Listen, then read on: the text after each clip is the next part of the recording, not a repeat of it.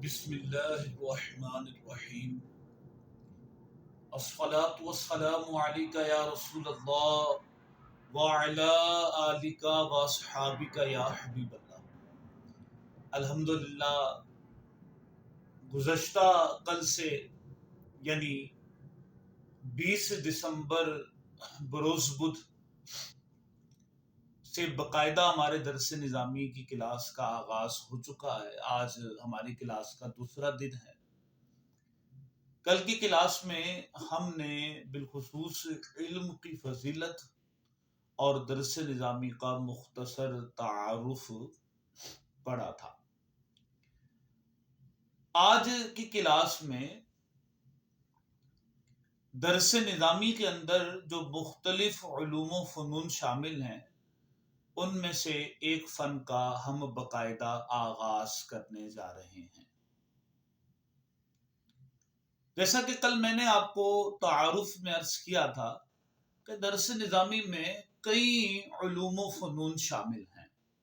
جیسے میں نے آپ کو عرض کیا تھا تفسیر اس میں ہے، فقہ ہے، علم حدیث ہے، بلاغت ہے، منطق ہے، فلسفہ ہے۔ تو اسی طرح سے میں نے ایک نام آپ کو عرض کیا تھا صرف کا۔ تو آج ہم باقاعدہ علم صرف سے اپنے درس نظامی کی دوسری کلاس کا آغاز کرنے جا رہے ہیں۔ جب بندہ نیا کسی فن کا نام سنتا ہے تو فوراً چند ایک سوالات ذہن میں پیدا ہو جاتے ہیں۔ مثلاً یہ خیال ذہن میں آتا ہے کہ اس کی ڈیفینیشن کیا ہے، اس میں کس چیز کے بارے میں بحث ہوگی، اس کو ہم کیوں سیکھیں گے، فائدہ کیا ہوگا، اس کو ایجاد کس نے کیا، اس کو جو نام دیا گیا اس کی وجہ کیا ہے۔ تو بہرحال چند ایک بنیادی سوالات ذہن میں پیدا ہوتے ہیں۔ آئیے یہیں سے ہم اپنی بات کا آغاز کرتے ہیں۔ ذہن میں اس بات کو بٹھا لیجئے گا کہ درس نظامی کے اندر چونکہ زیادہ تر کتابیں، بلکہ آلموسٹ کتابیں آپ کہہ سکتے ہیں کہ عربی میں ہوتی ہیں، تو عربی کو سیکھنا ضروری ہے۔ عربی سیکھنے کے لیے عربی گرامر کو جاننا ضروری ہے۔ تو جو فن آج ہم شروع کر رہے ہیں علم صرف، اس کا نام اوپر میں نے لکھا بھی ہے علم صرف۔ یہ میں اس لیے اشارہ کر رہا ہوں اس طرف کہ کوئی وہ کپڑے دھونے والا صرف نہ سمجھ لے، ہے نا، وہ سین سے ہوتا ہے، یہ وہ صرف نہیں ہے، یہ صرف ہے سواد سے۔ تو بہرحال میں عرض کر رہا تھا کہ درس نظامی کے اندر آلموسٹ جو کتابیں شامل ہیں وہ عربی کی ہیں، اور عربی کتابوں کو پڑھنے کے لیے، سمجھنے کے لیے عربی آنا ضروری ہے، اور عربی آنے کے لیے عربی گرامر کو جاننا ضروری ہے۔ تو یہ علم صرف عربی گرامر کو جاننے کے لیے ہے۔ ایک اور فن بھی انشاءاللہ چند دنوں کے بعد ہم شروع کریں گے، علم نحو۔ تو یہ ذہن میں اچھی طرح سے بٹھا لیجئے کہ عربی گرامر کو جاننے کے لیے بالخصوص ان دو علوم کا آنا ضروری ہے، اور یہ دو علوم درس نظامی کی بنیاد ہیں۔ آپ اگر ان دو علوم کو بالخصوص اگر اچھے طریقے سے پڑھ لیں گے تو آپ کی بنیاد اچھی بن جائے گی، پھر دیگر جتنے بھی علوم و فنون درس نظامی میں شامل ہیں آپ کو وہ پڑھنے میں آسانی رہے گی۔ تو یوں کہہ لیجئے کہ یہ علم صرف اور علم نحو جو ہیں یہ درس نظامی کی بنیاد ہے، اور بنیاد کی بڑی اہمیت ہوتی ہے۔ کسی بھی چیز کی بنیاد ہو، آپ گھر کو لے لیجئے، کسی بلڈنگ کو لے لیجئے، اس کی بنیاد بہت اہمیت کی حامل ہوتی ہے۔ اور اس کی بنیاد کو مضبوط کرنا ضروری ہوتا ہے، تبھی اس پر جتنی منزلہ عمارت قائم کرنی ہو وہ قائم کی جا سکتی ہے، اور وہ وہاں پر قائم رہے گی اگر بنیاد مضبوط ہو۔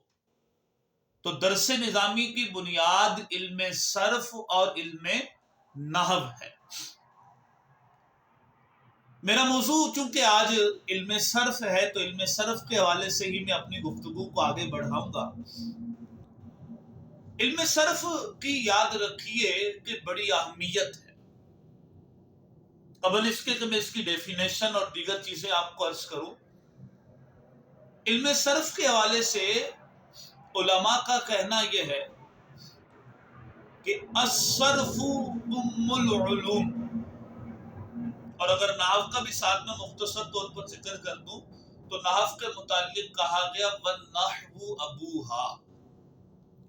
علم صرف کی اہمیت کا اندازہ اس بات سے لگائیے کہ علم صرف کے متعلق علماء نے کہا کہ یہ علوم کی ماں ہے، جبکہ نحو علوم کا باپ ہے۔ ماں اور باپ کی کتنی اہمیت ہوتی ہے بندے کی لائف میں، ماں باپ نہ ہو تو بندہ ہی واضح وجود میں نہیں آتا۔ تو صرف اور نحو کو علوم کا ماں باپ قرار دیا گیا۔ تو صرف کی اہمیت ہمیں پتہ چلی کہ علم صرف جو ہے یہ بہت اہمیت کی حامل ہے، اور بھی اس کی اہمیت کے حوالے سے انشاءاللہ گفتگو آگے میں شامل کروں گا، لیکن ابھی میں چلتا ہوں علم صرف کی ڈیفینیشن کی طرف، علم صرف کی تعریف کی طرف۔ اور یہ سب سے بنیادی چیز ہے، جب بھی کوئی نیا فن شروع ہوتا ہے اس کی ڈیفینیشن کو جاننا، اس کی تعریف کو جاننا یہ ضروری ہوتا ہے۔ اگر ڈکشنری میں اٹھا کر ہم علم صرف کا معنی دیکھیں تو صرف کا معنی ہے پھیرنا۔ جی ہاں، اب یوں بھی کہہ سکتے ہیں کہ کسی چیز کو ایک حالت سے دوسری حالت کی طرف پھیر دینا، منتقل کر دینا، یہ صرف ہے۔ ڈکشنری کے اندر اگر اس کا معنی دیکھیں گے تو آپ کو یہ ملے گا، لغوی طور پر اس کا صرف کا معنی پھیرنا ہے۔ اور اگر ہم بات کریں اس کی اصطلاحی تعریف کی، یعنی اس فن کے ماہرین نے علم صرف کی جو تعریف بیان کی وہ کیا ہے، تو وہ میں سادہ اور آسان لفظوں میں آپ کو عرض کرتا ہوں، اس کو آپ نوٹ بھی کر لیجئے۔ یاد رکھیے، علم صرف وہ علم ہے جس میں کلموں کو بنانے اور صیغوں میں تبدیلی کرنے کے قواعد بیان کیے جائیں۔ جملہ میں پھر ریپیٹ کر رہا ہوں، صرف وہ علم ہے جس میں کلموں کو بنانے اور صیغوں میں تبدیلی کرنے کے قواعد معلوم کیے جائیں۔ کچھ میں اس کو ایکسپلین کر دیتا ہوں وائٹ بورڈ پر لکھ کر تاکہ بات سمجھنے میں آسانی رہے۔ فار ایگزامپل، ایک کلمہ ہے علم۔ اچھا، کلمے سے مراد بھی میں کلیئر کر دوں، نیا لفظ ہے یہاں اس فن کے اندر آپ لوگوں کے لیے، وہ تو پڑھتے ہیں کلمے بھی، پہلا کلمہ، دوسرا کلمہ، پہلا کلمہ طیب، دوسرا کلمہ شہادت۔ یہاں میں جو کلمہ کا لفظ استعمال کر رہا ہوں اس سے مراد کیا؟ کلمے کا مطلب ہے با معنی لفظ، یعنی وہ لفظ جس کے کوئی میننگ ہو، وہ کلمہ ہے۔ فار ایگزامپل، کتاب ایک کلمہ ہے، لباس ایک کلمہ ہے، زید ایک کلمہ ہے، ناصارا ایک کلمہ ہے۔ تو بہرحال کلمے سے مراد یہ ہے۔ تو علم صرف کی تعریف میں نے آپ کو عرض کی تھی کہ علم صرف وہ علم ہے جس میں کلموں کو بنانے اور صیغوں میں تبدیلی کرنے کے قواعد بیان کیے جائیں۔ یعنی اس علم کے اندر ہم ایک کلمہ سے دوسرا کلمہ بنانا سیکھتے ہیں۔ فار ایگزامپل، ایک کلمہ میں نے یہاں پہ لکھا علم. تو علم صرف کی مدد سے ہم اس کلمے سے آگے دوسرا کلمہ بنانا سیکھیں گے. جیسے علم سے کیا بن جائے گا جی؟ عالمہ. علم کا معنی تھا محض جاننا، عالمہ کا معنی ہے جانا اس ایک مرد نے. جی ہاں. اچھا، ہم اور بھی اس سے کلمات بنا سکتے ہیں. مثلا یعلم، جانتا ہے یا جانے گا وہ ایک مرد.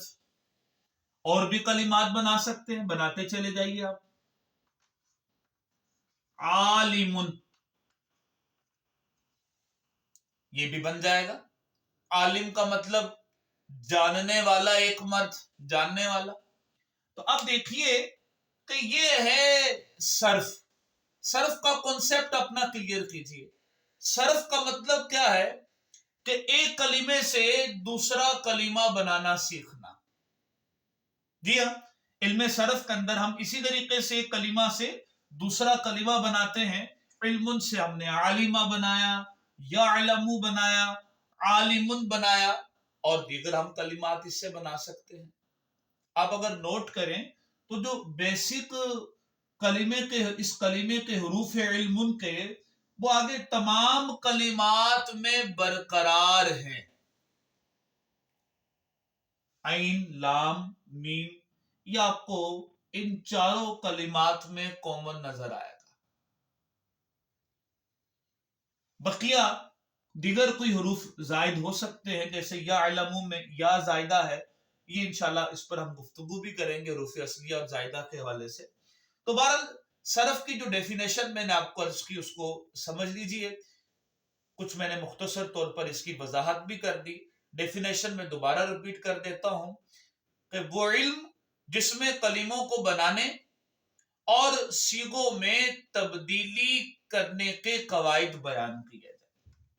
جیسا کہ ہم نے یہاں پہ دیکھا ہے، ایک کلمے سے دوسرا کلمہ بنانے کا طریقہ ہم نے سیکھا.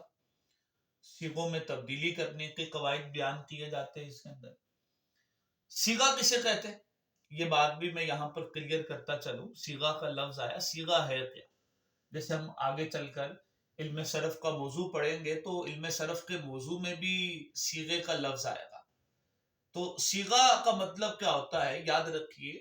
صیغے کی ڈیفینیشن یہ ہے کہ کلمہ کی وہ شکل جو حروف اور حرکات و سکنات کی مخصوص ترتیب سے حاصل ہو. کلمے کی وہ شکل جو حروف اور حرکات و سکنات کی مخصوص ترتیب سے حاصل ہو. فار ایگزامپل عالمہ ایک کلمہ ہے، علم ایک کلمہ ہے، یعلم میں کلمہ کہہ رہا ہوں بلکہ صیغہ. کلمہ تو خیر ہے ہی ہے، میں اس وقت ایکسپلین کر رہا ہوں صیغہ. علم ایک صیغہ ہے، عالمہ ایک صیغہ ہے، یعلم ایک صیغہ ہے، عالم ایک صیغہ ہے. اور آپ دیکھیے کہ اس کے اندر حروف موجود ہے اور حرکات و سکنات نظر آ رہی ہیں آپ کو. تو یہ حروف اور حرکات و سکنات کی جو مخصوص ترتیب ہوتی ہے اسے صیغہ کہا جاتا ہے. تو صیغہ کلمے کی وہ شکل ہے جو حروف اور حرکات و سکنات کی مخصوص ترتیب سے حاصل ہو. تو یہ علم صرف کی ڈیفینیشن. اور بھی آپ مثالیں لے سکتے ہیں صرف کی ڈیفینیشن کی وضاحت میں. جیسے نصر ایک کلمہ ہے، اس کا معنی ہوتا ہے مدد کرنا.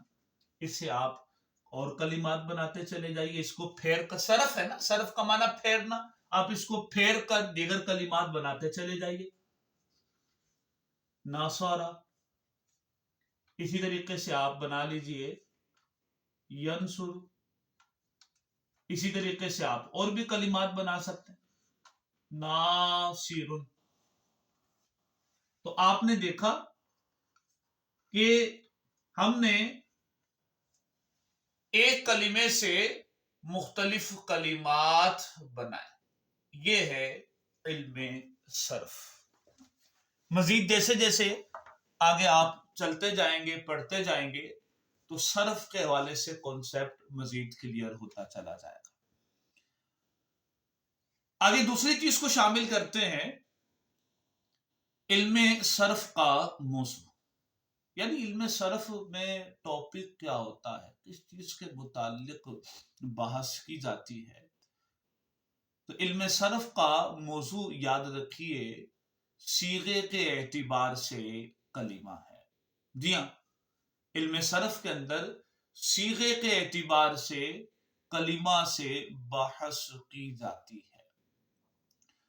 بارہا آپ درس نظامی کے اندر یہ جملہ آپ بولیں گے، سنیں گے، آپ سے کہا جائے گا کہ جی بتائیے یہ صیغہ کون سا ہے، یہ کلمہ آپ کے سامنے، یہ بتائیے یہ کلمہ صیغہ کون سا ہے۔ اور درس جو علم صرف ہے وہ یاد رکھیے کہ آپ کو آتا ہے یا نہیں آتا، یا جیسا کہ ابھی آپ پڑھنا شروع کر رہے ہیں تو آپ کا جو ٹارگٹ اور ہدف ہونا چاہیے وہ یہ ہے کہ مجھے صیغے کی پہچان ہو جائے۔ جی ہاں، مجھے یہ پتہ چل جائے کرے جب کوئی کلمہ میرے سامنے آئے کہ یہ کلمہ واحد ہے، تثنیہ ہے یا جمع ہے، یہ مذکر کے لیے استعمال ہوتا ہے یا مؤنث کے لیے استعمال ہوتا ہے، یہ غائب کے لیے استعمال ہوتا ہے تھرڈ پرسن کے لیے، یا حاضر کے لیے استعمال ہوتا ہے یعنی جو مخاطب ہے، جس سے خطاب ہو رہا ہے، جس سے گفتگو ہو رہی ہے، یا متکلم کے لیے استعمال ہوتا ہے یعنی جو گفتگو کرنے والا شخص ہے اس کے لیے۔ اسی طریقے سے چند ایک چیزیں اور بھی صیغے کے اندر بیان کی جاتی ہیں۔ تو ہمیں علم صرف پڑھنے کے بعد یہ چیز آنا ضروری ہے کہ جب کوئی کلمہ ہمارے سامنے آئے تو ہمیں پتہ چل جائے کہ یہ صیغہ کون سا ہے، کیونکہ صیغہ پتہ چلے گا تو اس کے مطابق اس کا ترجمہ کیا جائے گا۔ بہرحال جیسے جیسے آگے مزید چلیں گے اور کانسیپٹ کلیئر ہوتا چلا جائے گا، آگے چلتے ہیں علم صرف کی غرض و غایت کی طرف۔ علم صرف کی غرض و غایت یاد رکھیے کہ عربی کلام میں صیغے کے اعتبار سے ذہن کو غلطی سے محفوظ رکھنا ہے۔ دوبارہ سن لیجیے، عربی کلام میں صیغے کے اعتبار سے ذہن کو غلطی سے محفوظ رکھنا۔ اب جیسے علم تھا تو علم سے ہم نے جب ماضی کا صیغہ بنانا ہے، اب یہ ماضی مضارع وغیرہ آگے اصطلاحات آئیں گی، تمہارا جب ہم نے یہ معنی لینا ہے کہ جانا اس ایک مرد نے تو ہم نے اس کو عالماں بنانا ہے نا، عالماں نہیں پڑھنا اس کو، علماء اس کو نہیں پڑھنا، عالمو اس کو نہیں پڑھنا۔ یہ کون بتائے گا؟ یہ علم صرف بتائے گا، کیونکہ علم صرف کی غرض و غایت بھی یہی ہے کہ عربی کلام میں صیغے کے اعتبار سے ذہن کو غلطی سے محفوظ رکھنا۔ سادہ لفظوں میں آپ یوں بھی کہہ سکتے ہیں علم صرف کی غرض و غایت میں کہ علم صرف کو اس لیے سیکھا جاتا ہے تاکہ کلمات کا تلفظ درست ہو سکے۔ فار ایگزامپل، عالم ایک لفظ ہے، علم رکھنے والے شخص کے لیے استعمال کیا جاتا ہے، تو ہمیں صرف یہ بتائے گا، علم صرف ہمیں یہ بتائے گی کہ یہ عالم لفظ ہے، عالم نہیں ہے۔ وہ کیسے بتائے گی؟ جیسے جب آپ آگے چل کر پڑھیں گے مزید علم صرف کو، اس میں فاعل کا چیپٹر اس میں آئے گا، اس میں آپ پڑھیں گے کہ اس کا وزن اسی طرح سے آتا ہے۔ چوتھے نمبر پر یعنی علم صرف کی تعریف، موضوع اور غرض و غایت کے بعد آگے ہم چلتے ہیں علم صرف کے واضح کی طرف۔ علم صرف کو ایجاد کس نے کیا؟ علم صرف کا بانی کون ہے؟ میں نے لفظ استعمال کیا ہے واضح۔ واضح کا لفظ یوں آپ لکھ سکتے ہیں، کئی الفاظ آپ کے لیے چونکہ نئے ہوں گے، میں وہ ساتھ ساتھ لکھتا بھی رہوں گا تاکہ آپ کو لکھنے میں دقت نہ آئے۔ تو واضح کا لفظ اس طرح سے لکھیں گے جیسا کہ میں نے آپ کو یہ بتایا، واضح۔ اس کو آپ کہہ سکتے ہیں بانی، ایجاد کرنے والا بارہ. تو یہ اس کی املا ہے. مزید آگے اپنی گفتگو کو بڑھاتے ہیں تو میں اس کر رہا تھا کہ علم صرف کے واضح کون ہیں یہ جاننا بھی ضروری ہے شروع میں. تو اس کے بارے میں جو مشہور قول ہے، جو راجح قول ہے، وہ یہ ہے کہ علم صرف کا واضح معاذ بن مسلم الحرا کوفی ہے. ان کا انتقال 187 سنہ ہجری میں ہوا. دو دبکے ایک قول یہ ہے کہ علم صرف کے واضح حضرت علی رضی اللہ تعالی عنہ ہیں. تو یہ اقوال اپنے ذہن میں رکھیے گا. علم صرف کے اور بھی مختلف نام ہیں اس کو بھی شامل کر لیتے ہیں. ایک تو نام آپ بار بار میری زبان سے سن رہے ہیں علم صرف. دو نام اور بھی اس فن کے عموماً استعمال ہوتے ہیں، یا عموماً کے بجائے کہہ لیں بعض اوقات ان الفاظ کو بھی استعمال کیا جاتا ہے، وہ بھی عرض کر دوں. اس فن کا ایک نام علم التصریف بھی ہے. علم التصریف یہ میں لکھ دیتا ہوں تاکہ املا میں آپ کو دقت نہ آئے. املا آپ کی درست ہو. کوشش کریں کہ اپنی کاپیاں آپ ساتھ میں بنائیں اور چیزوں کو اپنی کاپیوں پر آپ لکھیں. علم صرف کے مختلف نام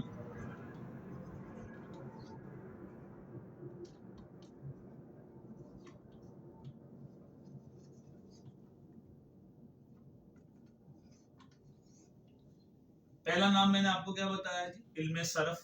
ٹھیک ہے، وہ تو آلریڈی آپ کو معلوم ہے، بار بار آپ سن رہے ہیں. دوسرا نام علم التصریف.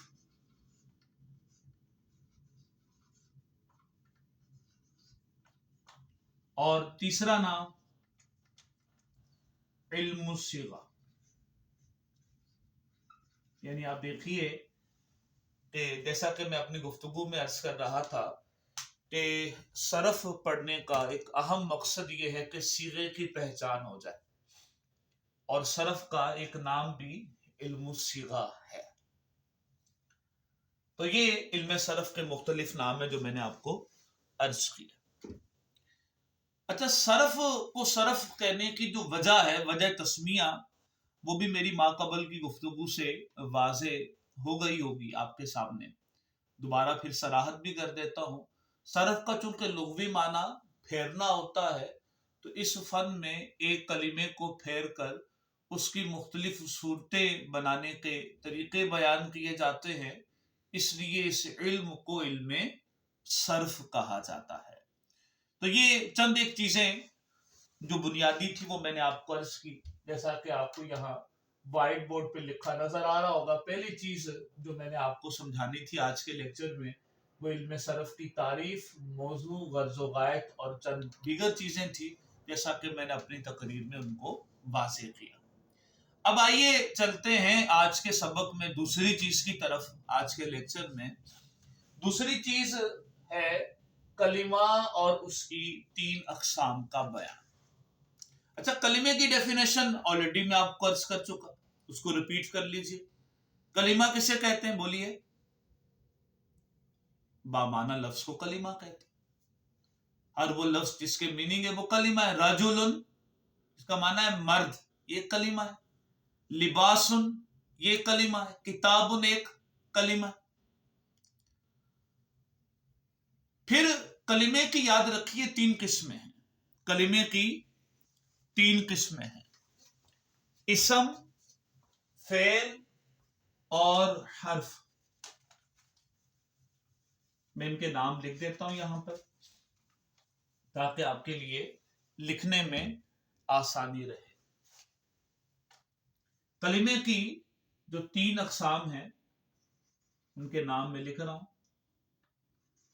کلمے کی اقسام ثلاثہ. اقسام ثلاثہ سے مراد یہ کہ 3 اقسام.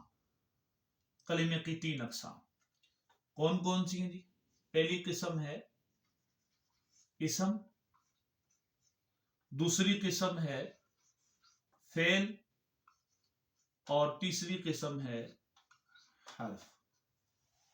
जी हां, कलिमे की ये तीन किस्में हैं, इसम, फेल और हर्फ। इन्हें से अकसाम भी कहा जाता है, यूं लिख सकते हैं आप से अकसाम। से फारसी में तीन को कहते हैं। तो कलिमे की अकसाम सलासा ये हैं, इसम, फेल और हर्फ। इसम की डेफिनेशन में आपको अर्ज कर दूं, इसम किसे कहते हैं। इसम याद रखिए वो कलिमा है जो तन्हा अपना माना बताए और किसी जमाने से मिला हुआ ना हो। याद रखें जमाने तीन होते हैं, माजी, हाल, इस्तिकबाल। इंग्लिश में आप इसको यूं कह सकते हैं, माजी को पास्ट और हाल को आप इंग्लिश में कह सकते हैं प्रेजेंट, और इस्तिकबाल को, मुस्तकबिल को आप इंग्लिश में कह सकते हैं फ्यूचर।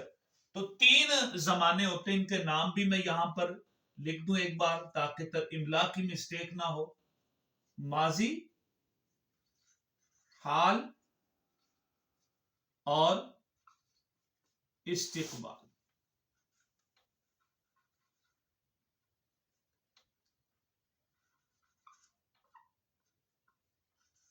ये तीन जमाने, माजी, हाल और इस्तिकबाल। अच्छा जी, वापस मैं अपनी गुफ्तगू की तरफ आता हूं। तो इसम की तारीफ मैंने आपको अर्ज की। इसम वो कलिमा है जो तन्हा अपना माना बताए और किसी भी जमाने से मिला हुआ ना हो, यानी ना उसमें माजी का जमाना हो, ना हाल का जमाना हो, ना इस्तिकबाल का जमाना हो।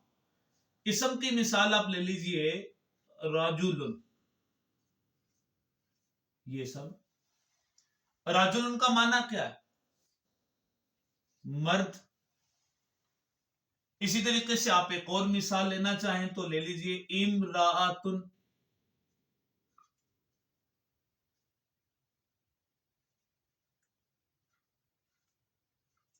इमराअतुन का माना क्या है? औरत। ये सब। अब आप इसमें ये देखिए कि राजुलन तन्हा अपना माना भी बता रहा है, यानी ऐसा नहीं है कि अपना माना बताने के लिए किसी दूसरे कलीमे के साथ मिलने का ये मोहताज हो, ऐसा नहीं। और कोई जमाना भी इसमें नहीं पाया जा रहा। मैंने राजुलन का लफ्ज बोला मर्द, तो आपको कोई जमाना तो नहीं समझ में आया, माजी का, हाल का या इस्तिकबाल का कोई जमाना इसमें नहीं पाया जा रहा। तो ये है इसम। दूसरी किस्म है फेल। फेल की तारीफ ये है कि फेल वो कलिमा है जो तन्हा अपना माना बताए और तीनों जमानों में से किसी जमाने के साथ मिला हुआ भी हो। यानी एक चीज में तो सेम ये इसम के साथ ही है कि जिस तरीके से इसम तन्हा अपना माना बताता है, तो इसी तरीके से जो कलिमा फेल होगा वो भी तन्हा अपना माना बताएगा। वो अपना माना बताने के लिए दूसरे कलिमे से मिलने का मोहताज नहीं होगा। लेकिन दूसरी चीज में फर्क आ जाता है कि जो कलिमा फेल होगा वो किसी ना किसी जमाने से भी मिला हुआ होगा। मैं इसकी एग्जांपल आपको अर्ज करता हूं। फेल की एग्जांपल आप ले लीजिए, नासारा। नासारा का माना क्या होता है? मदद की उस एक मर्द ने। पहली बात तो आप ये देखिए कि नासारा दूसरे कलिमे से मिले बगैर अपना माना बता रहा है। कोई अपना माना बताने के लिए वो इस बात का मोहताज नहीं है कि दूसरे कलिमे के साथ मिले। और दूसरी बात आप ये देखें कि जब हमने ये कलिमा बोला तो आपको जमाना भी समझ में आ रहा हो। कौन सा जमाना समझ में आपको आ रहा है? जब मैंने बोला ये मदद की उस एक मर्द ने, मदद की, आ रहा ना जमाना समझ में? माजी का, पास्ट का जमाना समझ में आ रहा है। तो ये है फेल। इसी तरीके से अगर यंसुरु हम बोले कि मदद करता है वो एक मर्द, यंसुरु, ये भी फेल होगा। इसमें हाल का माना पाया जा रहा है। तो बहरहाल ये है फेल। तीसरी किस्म है हर्फ। حرف یاد رکھیں وہ کلمہ ہے جو تنہا اپنا معنی نہیں بتاتا اور کسی زمانے سے ملا ہوا بھی نہیں ہوتا. حرف کی آپ مثال لے لیجئے من. اچھا من کا معنی ہوتا ہے ابتدا سے. اب یہ اپنے معنی پر اس وقت تک دلالت نہیں کرے گا, یہ اپنے معنی اس وقت تک بیان نہیں کرے گا کہ جب تک آپ اس کو کسی سے ملائیں گے نہیں. اب جب آپ اس کو ملا کر بولیں گے, مثال کے طور پر ہم اس کو چند کلمات کے ساتھ ملا کر بولیں گے تو اب اس کا معنی واضح ہو جائے گا. صرت من البصرة الى الکوفۃ. اچھا الا یہ بھی حرف جر ہے, یہ بھی حرف ہے, من بھی حرف ہے. من بھی حرف ہے اور الا بھی حرف ہے. دو مثالیں یہ آ جائیں گی اس ایگزامپل میں. تو اب آپ یہ دیکھیے کہ من تنہا تو اپنا معنی نہیں بتا رہا تھا, لیکن جب ہم نے اس کو دیگر کلمات کے ساتھ ملایا تو اب اس نے اپنا معنی بتا دیا. کیا ترجمہ ہے اس کا؟ کہ سیر کی میں نے بصرہ سے کوفہ تک. اب دیکھیے کہ جو من کا معنی تھا سے یا ابتدا کو بیان کرنے کے لیے آتا ہے, کسی چیز کے اسٹارٹ کو, آغاز کو بیان کرنے کے لیے آتا ہے, اب وہ ہمیں سمجھ میں آ رہا ہے اس کا ابتدا والا معنی کہ سیر کی میں نے بصرہ سے, یعنی میرے سیر کی جو آغاز ہے, میرے چلنے کا جو آغاز ہے وہ بصرہ سے ہوا اور اختتام کوفہ پر ہوا. تو الا کا معنی ہوتا ہے انتہا, من کا معنی ہے ابتدا. تو من اپنے ابتدا والے معنی پر اور الا اپنے انتہا والے معنی پر تبھی دلالت کرے گا کہ جب وہ دیگر کلمات کے ساتھ ملا ہوا ہوگا. اور بھی کئی حروف ہیں, علا عین کے ساتھ, علا اس کا معنی ہوتا ہے پر, یہ بھی حرف ہے. بہرحال اور بھی کئی حروف ہیں, انشاءاللہ آگے چل کر اور بھی ہم اس کی تفصیل اب پڑھیں گے. تو بہرحال یہ کلمے کی 3 اقسام کی تفصیل میں نے آپ کو عرض کی, امید ہے بات آپ کو سمجھ میں آ گئی ہوگی. مزید آگے چلتے ہیں. آج کے سبق میں آخری چیز جو ہم پڑھیں گے آج کے لیکچر میں وہ ہے حروف اصلیہ و زائدہ کا بیان. حروف اصلیہ کسے کہتے ہیں؟ اچھا بڑی اہم چیز ہے یہ. جیسے ہم نے ڈکشنری سے کسی لفظ کا معنی معلوم کرنا ہوگا, عربی لفظ کا معنی اگر ڈکشنری سے معلوم کرنا ہوگا تو ہمیں اس کے حروف اصلیہ معلوم ہونا ضروری ہے. تو حروف اصلیہ کی پہچان کا طریقہ کار کیا ہے؟ ہمیں کیسے پتا چلے گا کہ اس کلمے کے اندر کون سے حروف اصلی ہیں, کون سے زائدہ ہیں؟ تو یاد رکھیے گا کہ کلمے کے مادے کے حروف کو حروف اصلیہ کہتے ہیں اور جو اس کے علاوہ حروف ہوں انہیں حروف زائدہ کہتے ہیں. فار ایگزامپل لباسن, ایک کلمہ میں نے بولا لباسن, لباس. اب اس کے جو مادے کے حروف ہیں لام, با اور سین, یہ حروف اصلی ہے, الف زائدہ. اچھا مادے کے حروف کون سے ہوں گے؟ ان اس کلمے کے جو بیسک حروف ہیں, جو مادے کے حروف ہیں, وہ کون سے ہوں گے, پتہ کیسے چلے گا؟ تو ایک میں اس کا فارمولا عرض کرتا ہوں, لیکن یہ ابتدائی طلبہ کے لیے ہے. آگے چل کر انشاءاللہ میں آپ کو تفصیل کے ساتھ طریقہ عرض کروں گا. ایک سادہ سا طریقہ ابتدا کے اندر سمجھنے کے لیے, ابتدائی طلبہ کے لیے یہ ہے کہ آپ یوں سمجھ لیجئے کہ جو حرف کلمے کے تمام تغیرات میں قائم رہے, تغیرات کا مشکل لفظ آ گیا, آسان کر دیتا ہوں, یعنی کلمے کے اندر جتنی بھی آپ نے تبدیلیاں کی تو جو حرف جو اس کلمے کے حروف برقرار رہیں گے, یعنی اس کلمے سے آپ جتنے بھی کلمے بنا لیں, جیسے ہم نے وہ صرف کی تعریف کی وضاحت میں پڑھا تھا نا, علم سے عالمہ بنا, یعلم ہم نے بنایا, عالم ہم نے بنایا. تو اب آپ اگر غور کریں اس مثال کے اندر تو وہ کون سی حروف ہیں جو تمام تبدیلی کی صورتوں میں برقرار رہے؟ غور کیجئے تو آپ کے سامنے آئے گا عین، لام اور میم.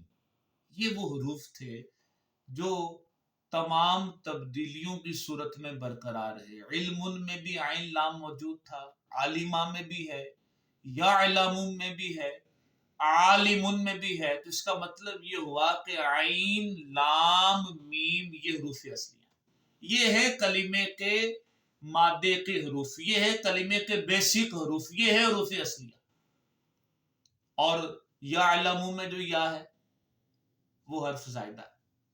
اسی طریقے سے عالم میں جو الف ہے وہ زائدہ ہے، کیونکہ ہمیں علم میں تو الف نظر نہیں آ رہا، ہمیں یعلم میں تو الف نظر نہیں آ رہا، ہمیں عالمہ میں تو الف نظر نہیں آ رہا. اس کا مطلب یہ کہ الف زائدہ ہے، کیونکہ الف کلمے کی تمام تبدیلیوں کی صورت میں برقرار نہیں رہا.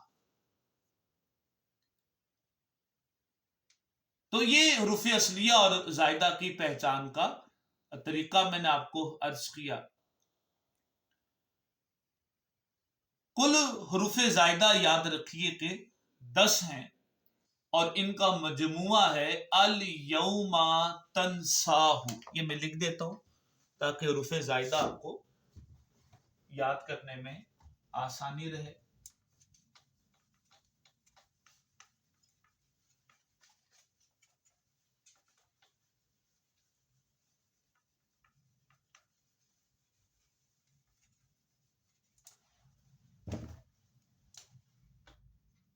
اچھا جی، حروف زائدہ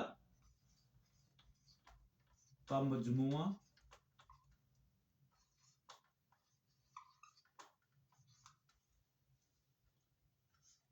الیوم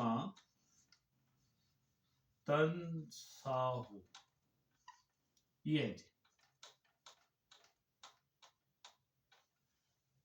یہ 10 حروف زائدہ ہے.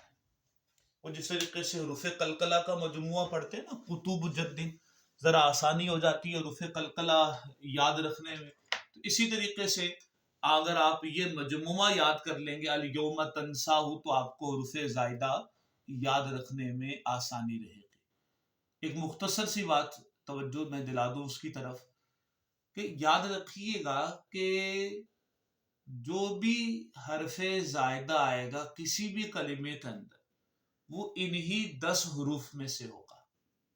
جی، لیکن ان 10 حروف میں سے کوئی حرف آپ کو نظر آ جائے نا کسی کلمے کے اندر، اس کو فوراً حرف زائدہ نہ قرار دیجیے گا.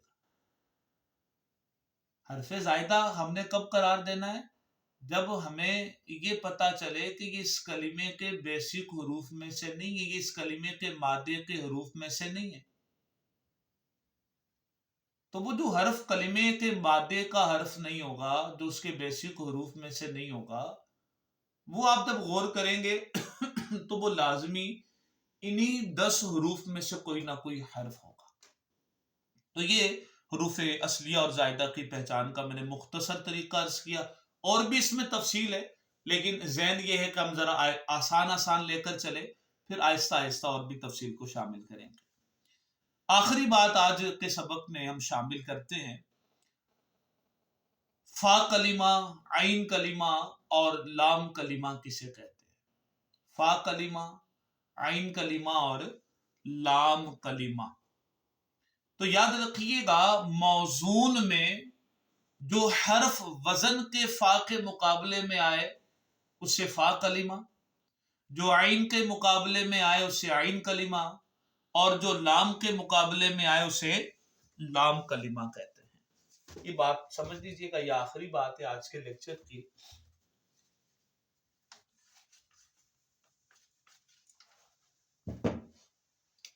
مثال کے طور پر، اچھا میں ابھی آپ کو بتا رہا ہوں جی، فا کلمہ،